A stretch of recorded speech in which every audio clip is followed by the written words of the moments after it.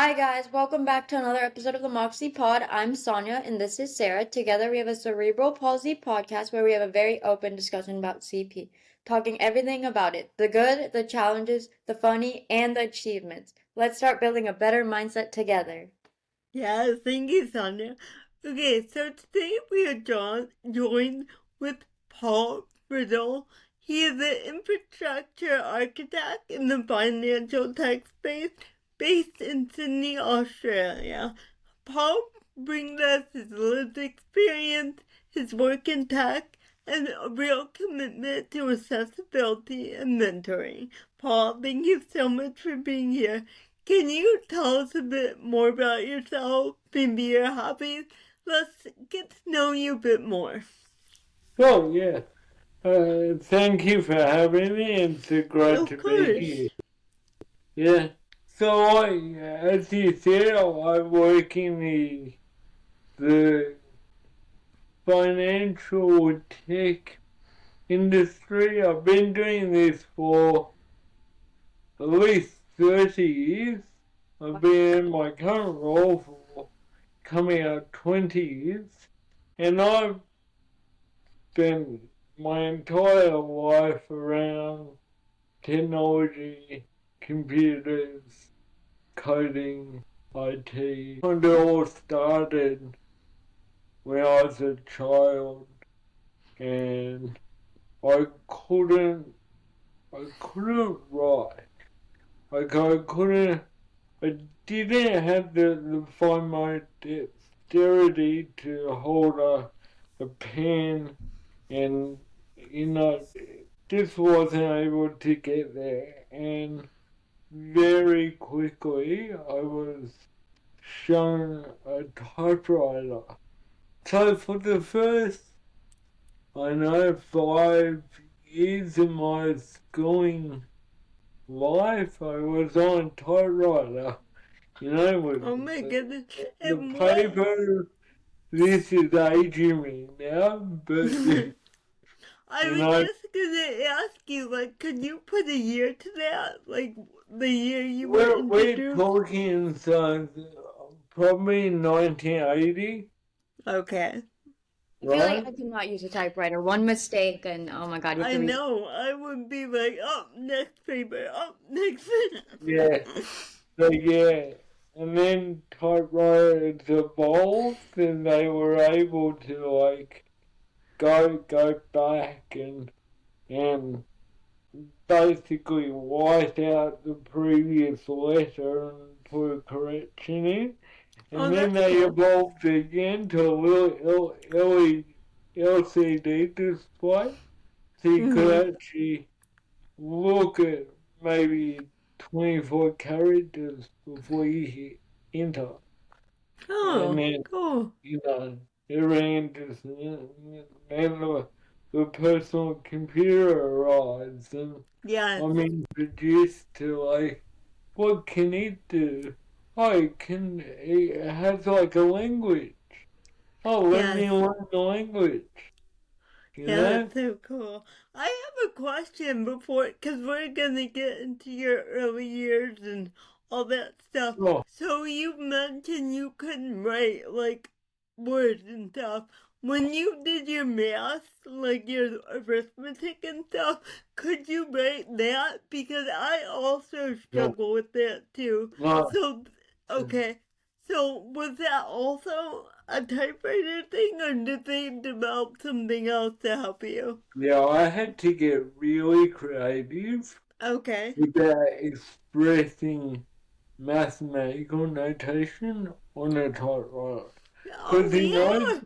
do that. in Wow. those days, there were no algebra symbols. Right. Like, even expressing, a long division. Oh my Or, goodness. Yeah. So you'd you have know, to. that was very difficult to even sort out the alignment of the numbers so you Oh could my god. demonstrate to the teacher that you could in fact work a long That's division. I mean, so. there were there were challenges everywhere. Yeah, but I mean, I think that really helped you grow into learning all your IT stuff and all your tech stuff. But in our first meeting, you shared a bit about being the first person with a disability to go to regular ed school, and I thought that was so cool to hear. I know you're based in Sydney, Australia, Yeah. so someone in America may have been doing it, but for you, you were the first person. So can you tell us about that? We've been, I can only say we've been, from my knowledge, we've been Okay. the the the New South Wales school system. To Okay. my knowledge, I was the first to be, you know, what they called at the time integration into Okay. mainstream. Popped out of special school at the age of 7 or 8, and then I began doing 1 day a week, 2 days a week, and then eventually that was full time. You know, so I was a mainstream school in a mainstream class, Oh, and wow. I would have like a teacher's aide that would come Right. in on a part-time basis I had and that too. give me support, you know, and then Mm-hmm. did that only ever lasted like a year or two, and then And by would they like switch out a lot? I know I had a lot of aids for like math, like you said, we Oh, have I had trouble one. writing. So they would help me in math a lot, and like I would interpret or they would interpret. Did you have a lot of switching out and things like that? Like you said, they only lasted a year, so you would yes, get I'm talking probably when I was 8, 9 years okay, old. okay, Yeah, by the time I get towards high school, there was no no more aids. You were teacher. independent? All my examinations were done through, you know, me using a scribe, Okay, me too. Yeah. Oh, right? And as you know, even though you get more time allotted, I had it's that too. it's very hard to. I know, because I know, Judy, it's not that you need the mental time, you need the physical time to do all your expression and build stuff out. I know exactly what you Writing mean. down. There's a Yeah. lot of correction and repeating and saying no, that's not what I meant. Yeah. A person scribing for you Mm-hmm. wasn't supposed to have any knowledge of the Mm-hmm. subject matter that you were working on. Right, And that's bias. Oh, yeah, otherwise they might help you. alright, so that's the fear, they're going to help you, right? Once I get the intention of that, it's very hard to have a layperson with no knowledge of, say, mathematics, Mm-hmm. and then you're trying to talk about symbols and algebra, Yeah, they're like, what's that? and you're in the exam describing the symbol pi. Yeah. No, I should be just saying pi, not describing how to write the symbol pi. Yeah. Oh, that's so much more work. What was it like socially for you, being like the first person in a regular ed school? There were definitely challenges, and I'll be the first to admit that at times I played on the fact that at first I got all this, you know, attention because I was someone new Yeah, and it did. different, and it was kind of like novel for all the other kids. They're like, huh, Mhm.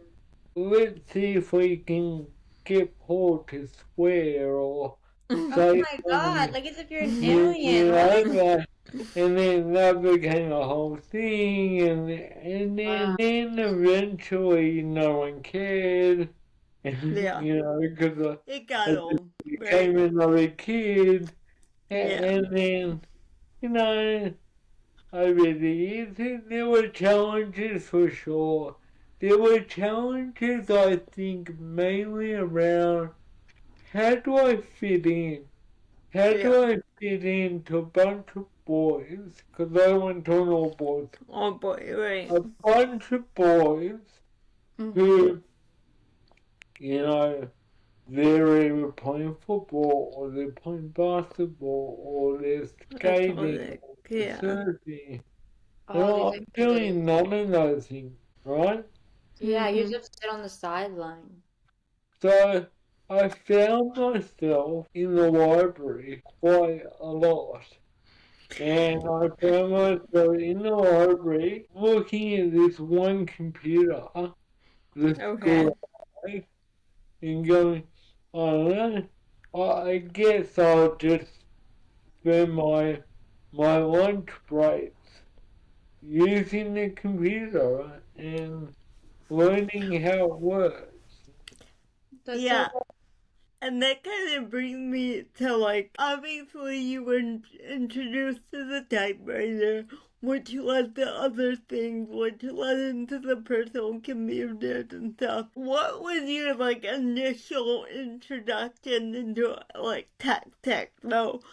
What you found would be like maybe a potential career or a passion or Yeah, something like that. I think I guess my first real touch, touching, I guess maybe I was 10, 11, Okay. and during the school holidays, my mum sent me to a coding camp. Oh, nice. So I went to like a community center, and there were about maybe 8, 10 kids, and we okay. were all learning. I think at the time we were just learning basic, the language, basic. Okay. Okay. And we were just learning to code in that. That's There was And an instructor. It was like maybe 10 days in the school holidays, and okay. that kind of piqued my interest, and then, begged my parents for a better computer, and then more hardware, oh my and god. like this, and I really need this laptop, and I really need, you Yeah, know, Wow. mom. Did you assemble it yourself or did you like buy it pre-built? those early computers came Oh. pre-assembled. But yeah, eventually they're Yeah, putting them eventually together you make myself. your way. That leads me again into another. So, did tech help you gain a sense of self or maybe confidence in your intellectual abilities? I always did it for fun. To me, it was always like fun. What can I guess for me, it was Mm. always an artistic expression. I know that Oh. sounds really kind of odd, computers, but for me it was. For me, it was something I knew I could create. I Mm. knew I could go build a thing. I mean, when I was like 14, I built my own bulletin board system. And for those people watching, What the hell is and it? you need to be of a certain age, but that Mm. was what we did before the internet Okay. arrived. What was that So like? people would dial into each other's systems, and Okay. you'd be Mm. presented with a bunch of menus, and you could Sounds so play complicated. play the room basic games, and you could chat with other people, you could send mail, you could download files, it was very, very like primitive in terms of, or yeah. It was like right before the internet, right? Like the initial. Then eventually on those BBS systems, people were beginning to connect them into the internet. Oh, and then interesting. Eventually you just go on the internet. There was no kind of point in the BBS anymore because the internet was, interconnected. Everything was connected, right? Wow, Okay, so well cool. that's super interesting. So what made you want to be an infrastructure architect then? Well, I And kind of also, involved. sorry, one more. Can you tell me what it is also? Because I have no idea. Sorry, I missed that. Can you tell me what it is too? I have no idea what it is. An infrastructure architect. What the title is? Yeah. So I kind of grew into that role. So I went off to university, and I was in various roles over the years, and I got a job at the company I'm at now, and then Well, you've been with them for eventually over 30 years? Oh my God. got promoted into this role now. But what I do exactly is I guess I'm thinking a lot about where we're going as a business and what infrastructure we need to build out to support the future of the business. So the business might come to me and go, look, there's a new project on the horizon. It's going to look something like this. Can you go away and make a design? And then from that design, we're going to start building it, And we need to. There's all kinds of considerations like security and flexibility and So you kind of have to look into the future almost and kind of predict things. Innovate. Yeah, that's very interesting. Yeah. And you said you had many positions before this. Well, I guess where did you start out? I want to know your first position and how you worked your way up. I went to university and I kind of moonlighted in an internet service provider.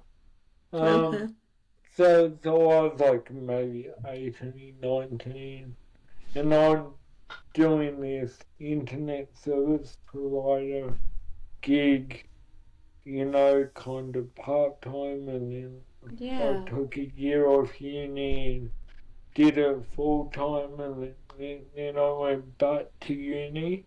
And then out of uni, I got a job at Netscape. If you're old enough, you would remember 100%. that was like the only browser in town. And I worked there for a couple of years. And then from there I went kind of into the telco space. And I had a couple of jobs in telco, and then I kind of did my own business for about 3 years. Just can you tell us more about that? Wow.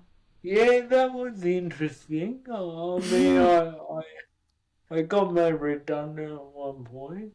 And this was after like the kind of .com thing, and IT work was a bit slow. And I just decided I was going to do my own business, and I just managed to find like a handful of clients that I would go and, install a laptop, put server in, configure 5 workstations. Okay. They were kind of just like Yeah, small like jobs. random little jobs. Yeah, Okay. but it was enough to get me through that period. And then I found another job for a couple of years in the payroll industry. And then from there, I found this job. Okay. And what was your first official title at that job? Do you My remember? current job. I think it was something really funny, like senior computer operator or something. Oh, Something that didn't even make a lot of okay, whatever. I'm just grateful for the job. I'm not really fussed on the title. I've actually never been that fussed on titles. Call me later. well, that's fine. That's just very curious. Have you fine-tuned your career to fit your disability? Like, this may sound negative in a way. I'm not trying to make it sound that way. But where you are, were you in other tech fields that you feel didn't mesh with your disability? And did you find different ways to fit your needs? Oh, yeah, I had to adapt, right? Yeah, Because what adaptation? particularly in the early days of, say, take my current position, in the early days of being what we call the operations team, there was a lot of hands-on work required. So, for example, a bit of hardware will fail, someone in the team would need to go and replace that hardware. And typically, that was a physical job, Right. probably beyond my capability. So Okay. you just become very good at recognizing that I'm not going to be able to do that. I actually need to rope someone in to come with me. Yeah. I know mentally what Right. need what that doesn't need to be a techie person, just Right. someone who can, You can take tell it. them what to Hey, do. Right. open up, right? Unscrew this. Okay, see that there? Remove that. Replace it with, it's Yeah. I would just learn to adapt in that way. That's important to mention because you are established in your career, and I'm sure you've had to ask people for help from time to time. But that Definitely. doesn't downgrade you or your job. It just shows people that you can still survive, adapt, overcome, and still be a professional. I think that's super wonderful that you're telling people this too. The tech industry's now really evolved to the point that unless you're working in a data center, you don't really need to do anything physical. Okay. Those, those days are really behind us, I think. Okay. And 95% tech workers are just punching keys on Yeah. keyboards. Okay, yeah. Wow. Things have really changed over the years. It's Yeah. so crazy. Right? So you want to mention mentoring in this episode, which I'm totally excited about. Yeah. Yeah, I want to hear more about that. So, have you been a mentoree or have you mentored either role? And do you feel a responsibility to mentor because of your visibility? or is it something that you naturally like to do or fulfills you? So the way it started was I just found this organisation based in Sydney, Okay, which is called Remarkable. So remarkable. started by a great guy called Pete Horsley, Okay. and basically it's um, tech-based startup with a focus on disability tech, Okay. right? So every year they run programs where they take anyone with like an idea, a concept, maybe even a small business, they like trying to produce something in the disability tech, and they will take them through a program to try and either get the business off the ground or maybe to scale the business up more. So what I've done over the years is I've just been like a subject matter expert offering Okay. helping in the tech area, or I've been a mentor where Okay. I've got on board with someone who's trying to create something cool, and I've just What are worked some of with those them things? to to try and see that vision through. And Sonia was asking one thing, but before you get into that, I was wanting to ask you, so the site Remarkable or this company, is it all through volunteers or do people get paid also? Oh, look, they got staff Oh, in they have to staff. run Okay. it, and they have staff that pay. But Okay. people like me who Um, come along and like, hey, I want to be a mentor. okay. Um, we're volunteers mainly. So there's a Yeah. lot of people around the community that go, this is just so cool. And we And want to volunteer our time. it's based in Sydney, Australia, but you have the people coming from all over to like get help with their startup So tickets. some of the programs are run online. Okay, You get people from all over the world. that's Yeah. very interesting. I also think they're running programs in the US. Okay. So I wanted to just ask you how you mentioned you had ideas and stuff. Could you talk about your startups? Yeah, I get ideas every now and again. I go, this would be a great idea.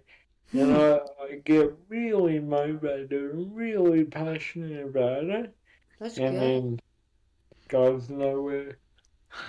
No. Seems to be, seems What's to your be, what's your favorite one? I guess. What would you say you um, would love to see in the future take off? yeah, I mean, one thing I've been kind of really looking at lately is doing like a home automation business Okay. that supplies very, very reliable home automation setup for Okay. people who have special needs in their home. Okay, nice. Like what So specific? whether that be like, around the house, voice control, Hmm. motion detection, but like Oh. my idea is like there's a lot of offerings out there on the market. How Yeah. can someone come along and make like here is the standard, here is like this is like the gold standard home automation system and meets all these levels of service. You're never going to come home one day and find out it doesn't work. Mm. Yeah. I've been thinking a lot about that. Now I just disclose the idea to everyone, but that's okay. We Yeah. don't have to share it if you don't want to. We can be like, nope, you guys don't get to hear it. But that's fine. But ideas, it's just an idea at the moment. I've been thinking a lot about that recently, That would be and so cool. how AI can play a big part in it. Right. Oh my god, AI. So, I mean, we all That's know AI is here, and It's not going I anywhere. really think AI augmenting the lives of people with disability is something Yeah. I'm so really, really excited to see what kind of good that Right. could bring Uh, around the world. Because AI falls into the gray area, so to speak. It could be really great. It could be potentially Yeah, it's really, like, really bad. Well, yes. right, yes. Right now we don't really know Right. if Yeah, it's still kind of newish, right? Well, it's your job to predict the future. So, What do you what do you foresee? think the future is for AI with people with disabilities? Look, If you were, I if know, your company were to go, hey Paul, can you look this over? What would they say? I'm pretty optimistic about the future AI. Okay. I mean, there are risks. There's definitely risks. I understand the existential concern people have. Mm-hmm. And I think we'll be okay. I think I we'll do be too. okay. And I think we can look back on this period and say a decade from now, the way we look back on the Y2K problem and go, Yeah. that was all a bunch of nonsense for no Yeah. reason. So I really think we'll be in a situation where AI is everywhere, like, and it's such a part of our lives that just Mhm. like the mobile phone, we can't imagine our lives without mobile phones. No, And that's yeah. we, Great we, point. we try and tell a 4-year-old kid about what it was like with no phone. You're looking, you going, what? Yeah. What? Yeah. So, Well, there you have it, folks. Paul has predicted the future of AI. Back here in 30 years. Yeah. Yeah. We'll come back with Paul. We'll all be old. We'll all. I really want to hope that AI and robotics and the combination of those two technologies brings a lot of support and dignity It and does. freedom to It people with does. disabilities. It does. Like, You know, I was thinking about. This just popped in my head. So sorry. Kind of going off topic, but there's like those Waymo cars that drive themselves. Like Oh, for yeah. people with disabilities or somebody that just can't drive, how great is that they don't have to call a bus or service. They can just go in this car, go where they gotta. I think that's so great. yeah. But Yeah, I Like also for mhm. think me, that's the beginning of it, right? Like I see a future where you know these robots are in people's homes and Yeah. they're assisting, they're enabling people with disabilities to live completely independent lives where previously, they would look like a carer every day, and now it's a robot. And Yeah. although to some people that may sound, you know, like that's a regression or something Right. worse, I think for a lot of people with disabilities, if that they could live on their own independently with the help of, say, an AI augmented Yeah. robot, and not rely on someone coming to the door and making the meal and doing It's really that. empowering, yeah, being able to do on I its own. think that would be a real win for people. Yeah.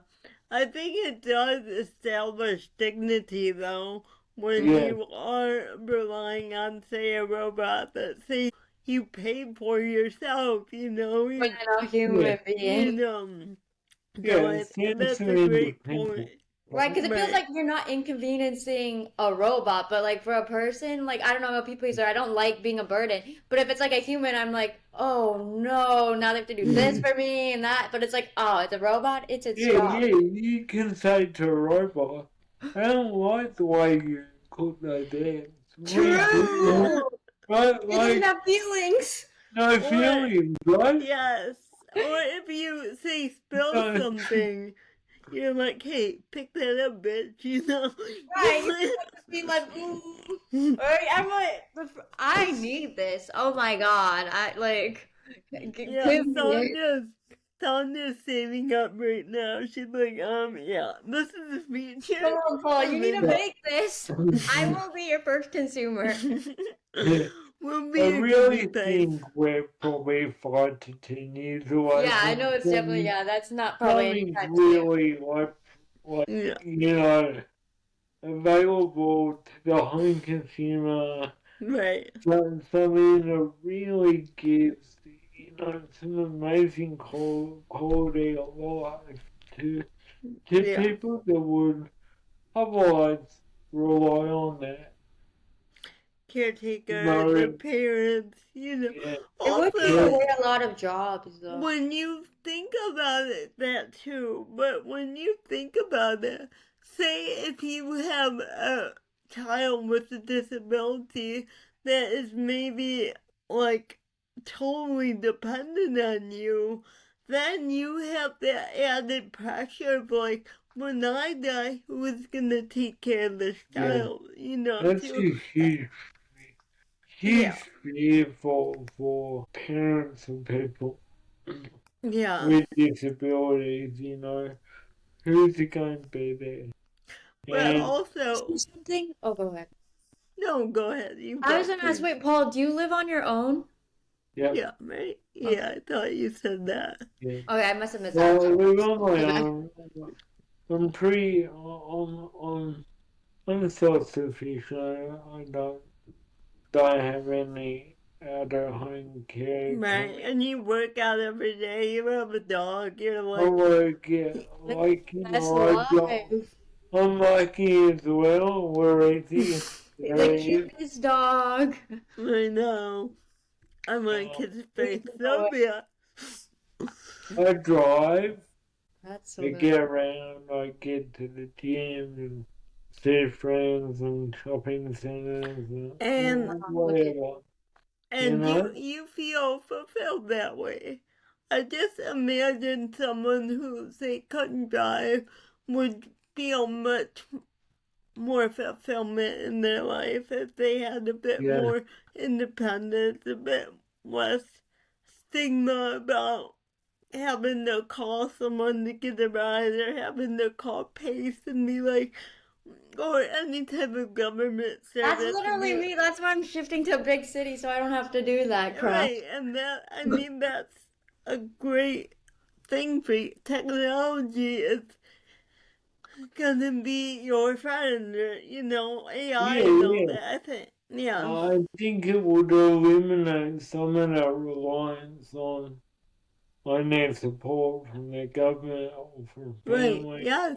Mm-hmm. And it will liberate people who maybe they're in a group home situation and Yes. because of the robotic innovation, they can work independently. Oh, yes. Oh So my there's God, yes. I reckon Exactly. there are hopeful people out there that can really be helped in the coming years with Yeah. all this cool And technology.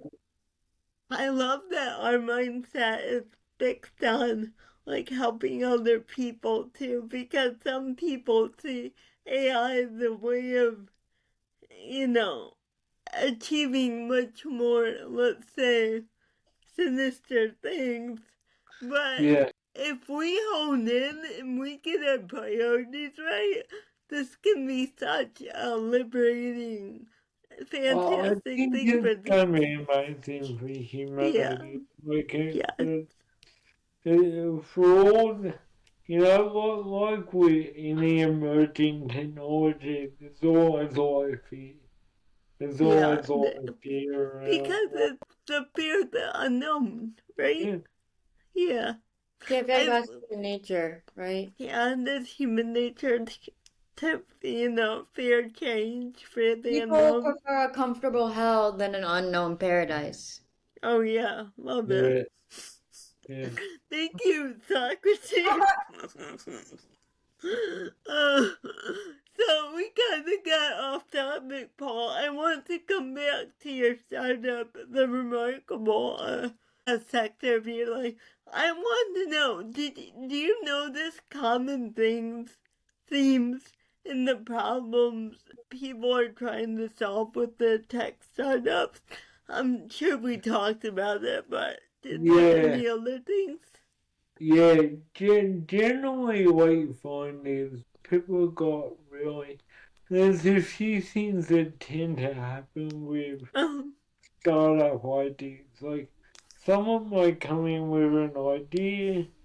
It's like it's got potential, yeah, but really needs to, I guess, be tested.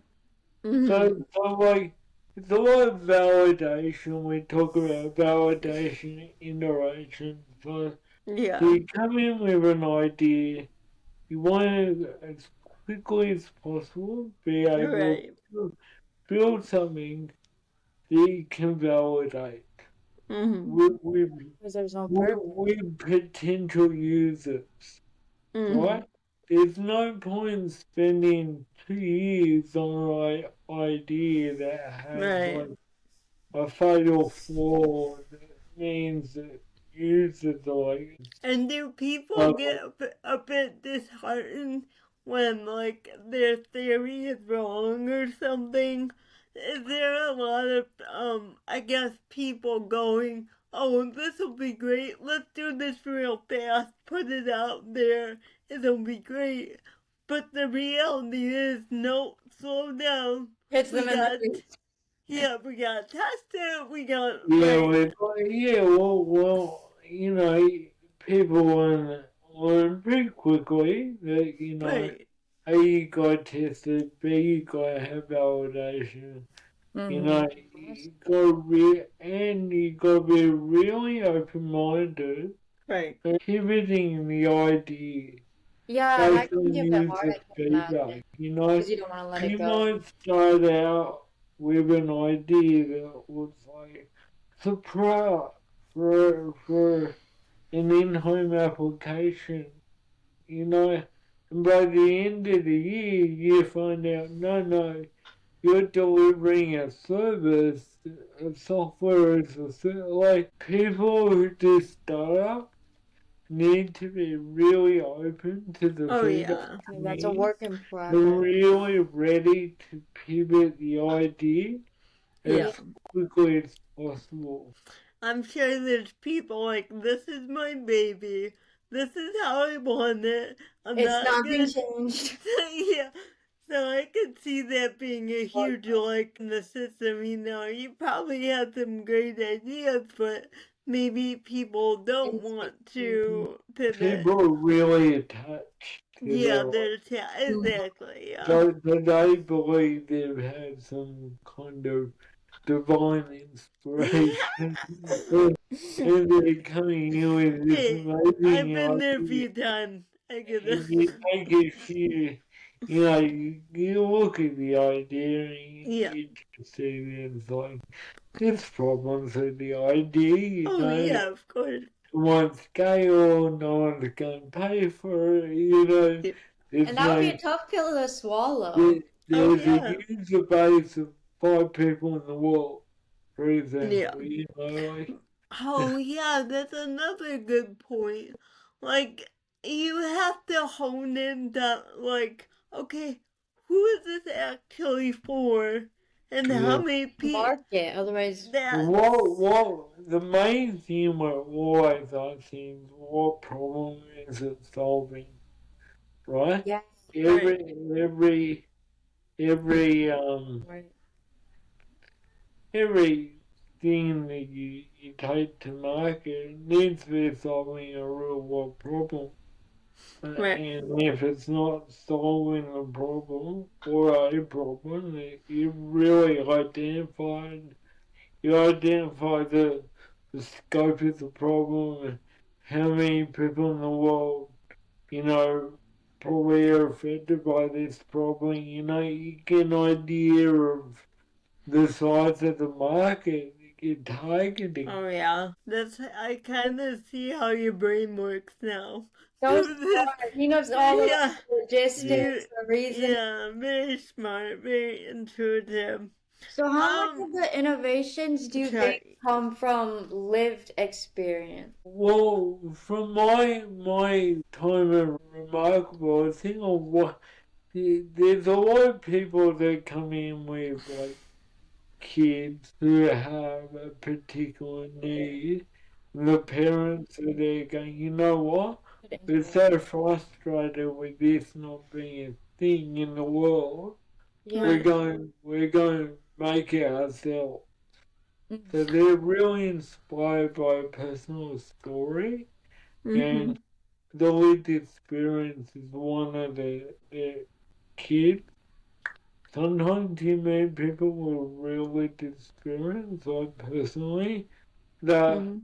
and they're got an idea and they're trying to pursue that.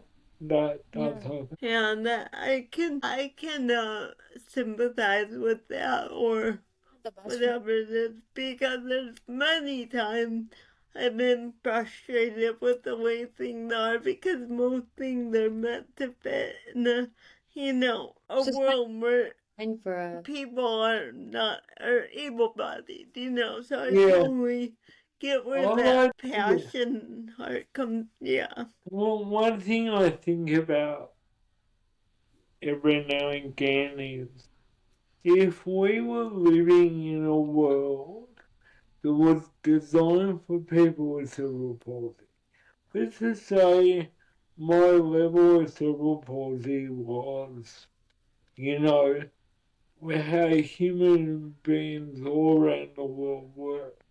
Then, if you look around our environment, it would look very different. You know, Yeah, it'd be not the same we, at all. we wouldn't have the same objects, we wouldn't have the same design, we would be cooking very differently, we would be, Imagine. everything about the world would be, for example, the ballpoint pen probably wouldn't exist, Yeah. right? Because it wouldn't be very useful if Right. everyone was of my level.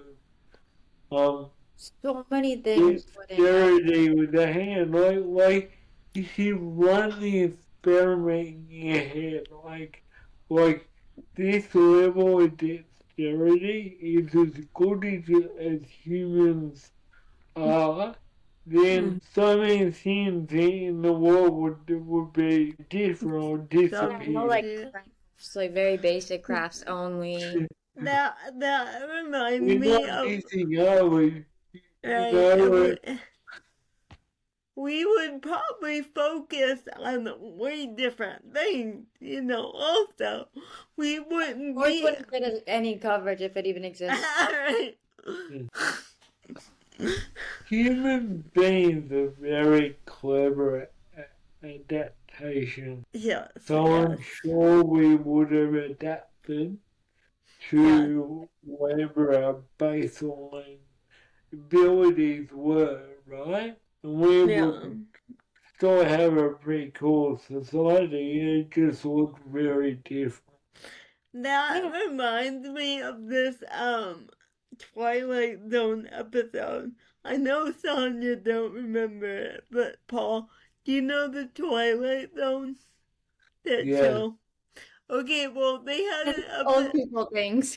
It's Just not! kidding. It's Just kidding. classic. It's called Classic, Sonia. Anyway, they had this episode where they were trying to fix this woman's face, and you've Oh. never seen the doctor's image, you've never seen anyone else's image. Long Okay. story short, at the end of the episode, she had a perfectly normal face. Everyone else was disformed. So it Oh, kind so of, her. yeah, she's It's all living about in this, perspective. right, Whoa. she's so ugly to this person, or everyone else, but Even though she's so truthfully, she's beautiful. just her own unique person, so. Wow. I always think about the episode Think when about we that. mentioned But this. it's Bro, kind that's of crazy. it's psychologically empowering to think about these situations. I get through like a bell where you don't feel like the underdog. I mean, much of our lives, speaking from experience, I'm sure you guys can relate, is it does often feel like you're the underdog, and it's very hard operating in the world. There's so many challenges that you can't go up against. So, I mean, it's really important for people with disabilities to kind of be able to reframe their experience into a more empowering metaphor.